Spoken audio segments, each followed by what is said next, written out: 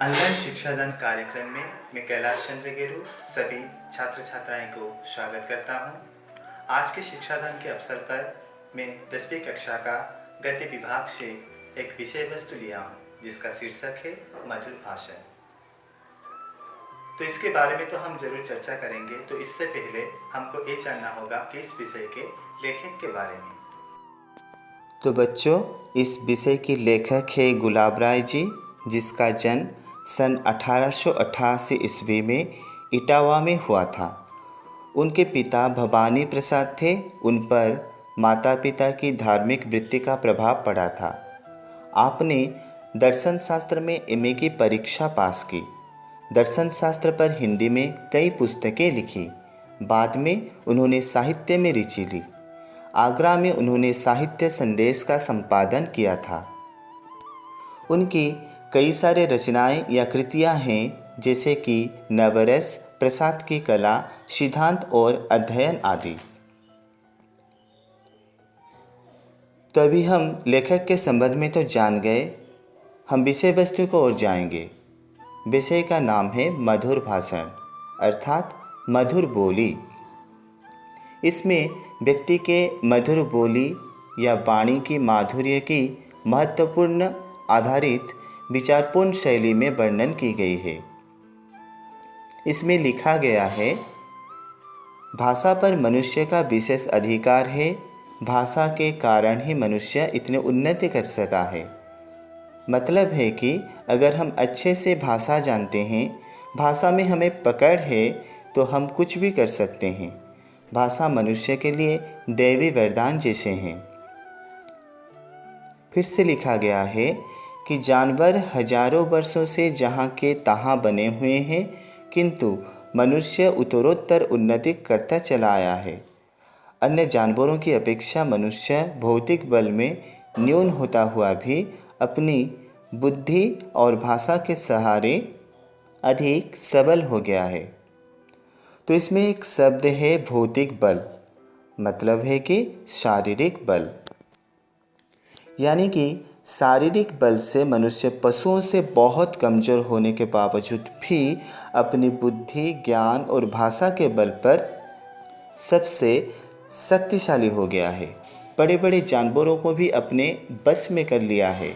उसने पंच महाभूतों यानी पृथ्वी, जल, अग्नि, आकाश और वायु पर विजय प्राप्त कर ली है।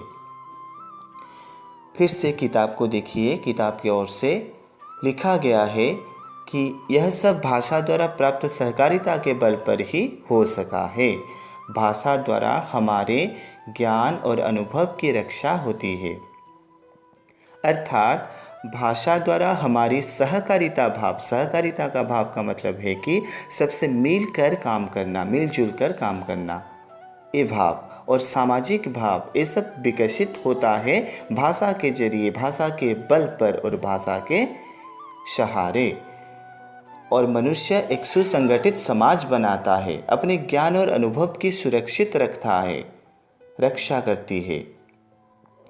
तो फिर से किताब की ओर से देखिए बच्चों, भाषा द्वारा मनुष्य की सामाजिकता कायम है, अर्थात मनुष्य एक सामाजिक प्राणी है।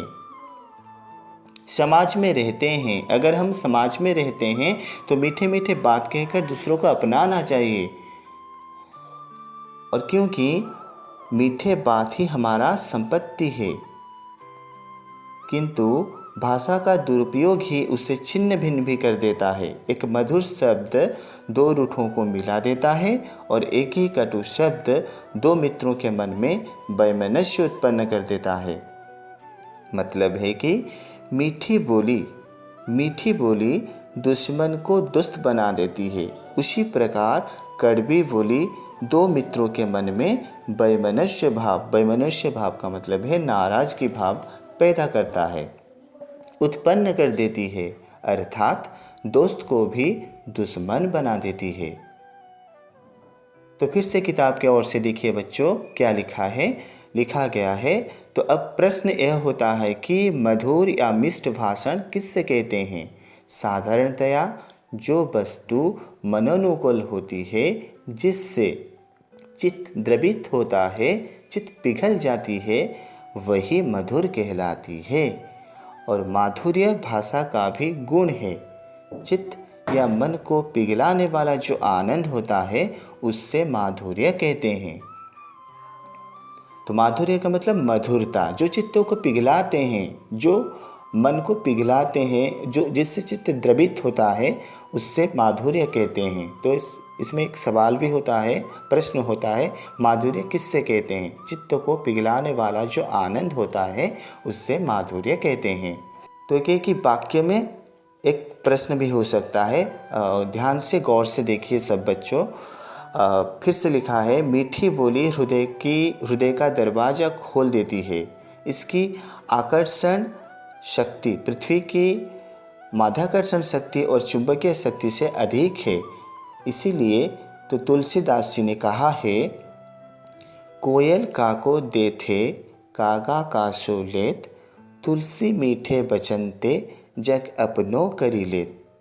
मतलब है कि कोयल किसी को कुछ नहीं देता है और कौवा भी किससे कुछ नहीं लेता है, लेकिन कोयल अपनी मधुर बोली से जगत को खुश कर देती है।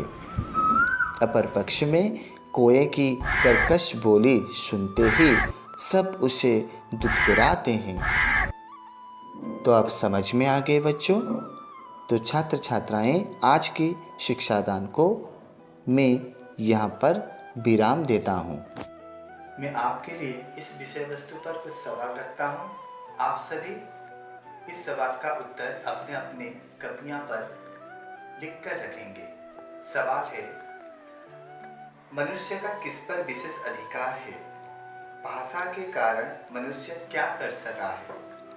मनुष्य जानवरों की अपेक्षा किसमें न्यून है? मनुष्य कैसे सबल हो गया है? धन्यवाद।